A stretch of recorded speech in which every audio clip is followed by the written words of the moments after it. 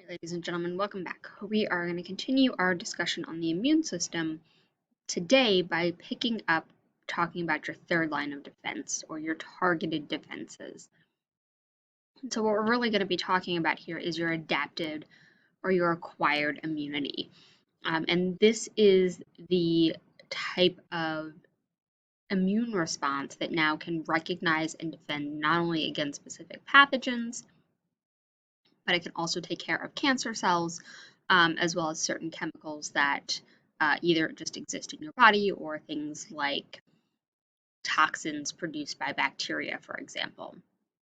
And so this is going to be the line of defense that now requires those lymphocytes, your B and your T cells. Um, it's not only able to recognize specific pathogens, but now it can also recognize and target specific organisms, target cellular attack. The problem here is unlike your second line of defense or your innate immune system, this is now going to require previous exposure in the sense that for it to do its job most effectively, it needs to know what it's dealing with. Otherwise, the first time that you come in contact with that pathogen, it's going to require some activation time. So this line of defense, because it's so targeted, takes some time the first time around to sort of get activated, and it needs some time to learn is really what it's coming down to. So once it learns, however, the next time it comes across that same pathogen, it's got memory for it.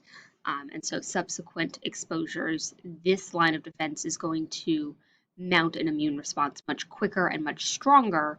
It's just sort of laggy the first time around because it's never had that exposure. Think about the first time that you learned about a particular topic, it took you longer to pick up on the details. Second time around, you probably were able to delve a little deeper, recall those pieces of information a little quicker. And that's the same thing here for your immune system. It's going to take time for it to learn, but once it's learned, its response is much more effective from there on out.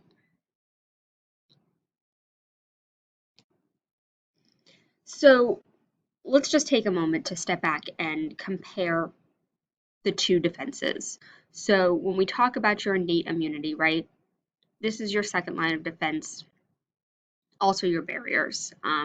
So we're talking things like your skin, your mucous membranes, just keeping things out in the first place. If it does get in, things like those phagocytes, your natural killer cells, the complement system, the interferons, right? These things are already present. They're always ready to mount an immune response pretty much immediately as soon as they recognize something that shouldn't be there. But although that response can happen within hours of detection of a pathogen, a lot of pathogens have evolved ways to get around our innate immune system because it's not targeted, because it's not specific. So it's much easier for those pathogens to evolve ways to resist that innate immune system. Your adaptive immune system, however, is stimulated specifically because a microbes, because a virus, because a pathogen is coming at you that you already have been exposed to, or at least once you've been exposed, once you have the potential to be exposed again. And so that adaptive immunity has a much more potent response as a result. And it's a lot more challenging for microbes to evolve ways to get around that. So initial infection, your innate immune system might be able to go ahead and start ramping up and doing things within hours, where your adaptive immune system the first time through is going to take days, sometimes even a week or more before it's really effective at eliminating that pathogen. However, you come across that pathogen again, and that time frame for which it takes from infection to response will be much quicker. So when we look again, just kind of giving you some more visuals here, your innate immune system is something that we see in pretty much all animal species. We get to that adaptive immune system or that adaptive immunity, and that's something that evolved later and is vertebrate only. Again, that innate immune system has a much more rapid response because it's not targeting anything in particular. So your mucous membranes, again, your secretions, the phagocytes, the antimicrobial proteins, the inflammatory response, right? This is all of that kind of thing.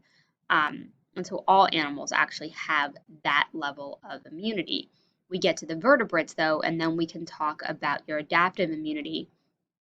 And we're going to split that out by talking about your humoral immune response versus your cell-mediated immune response. And really, it's just a matter of whether we're talking B or T cells here. So that humoral response is going to be mostly taken care of by your B cells producing antibodies, and those antibodies defending against those infections within your body fluids, so tissue fluids, blood, that kind of thing.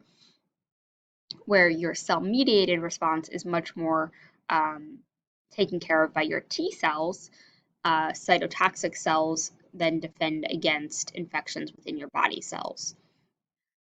What I do want to mention while we're talking about this is that all of these players are working relatively at the same time, and there's a lot of interplay between the cells that are in your innate immune system as well as connections then being made to cells in your adaptive immune system. And sometimes that's where kids can kind of get lost because we, in a means of trying to get you all of this information, have broken it down in individual chunks. But if you step back and really start looking at the bigger picture, there's a lot of crossover between them. So try to see that bigger picture as you're working through the details. Keep coming back to it. So the biggest thing that your third line of defense is going to distinguish itself from that innate immune system is the specificity, its ability to recognize specific things, as well as its memory. So we're going to work through some of these features that are here in this diagram as we start working through how your adaptive immunity actually is able to do its job. And the biggest thing is that the adaptive immune system is now going to interact specifically with antigens.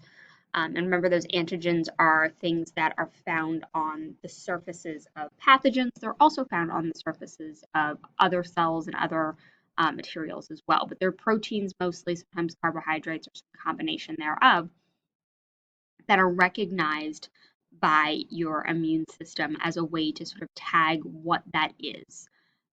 So each has its own unique receptor. No two cells have any sort of identical specificity. So when we're looking not only on tissue samples or viruses, bacteria, anything foreign, everything has its own set of antigens as a way to tag itself as what it is, where it belongs. And so your immune system needs to learn what those antigens are and what to do about it. And when I say learn, it's all about molecular connections. So each cell has to be able to understand this is foreign, this is not foreign, this is dangerous, even though because it's foreign, or this is dangerous, or this is foreign, excuse me, but it's not necessarily dangerous, things like allergens. This cell is part of my body, this cell is part of my body, and it's part of my muscle. So all of these antigens are just ways for cells to be able to understand what they're dealing with. And so when we look at your adaptive immune system, your targeted defenses here, we're going to shoot off into two paths. And once again, try not to get lost in the details. See the big picture, see the connections, because there are definitely going to be overlays when we talk about your antibody-mediated response or your humoral immunity and the connection with your B cells. Those aren't going to work in isolation. They will work with the cell-mediated immunity or the T cells. It's just the way in which they do their job falls under one umbrella of the targeted defenses, where the T cells are on another plane. So both are working, both are activating, both are communicating with each other as well as communicating with cells from your innate immune system. So just try to keep all of that straight. Take your time with it.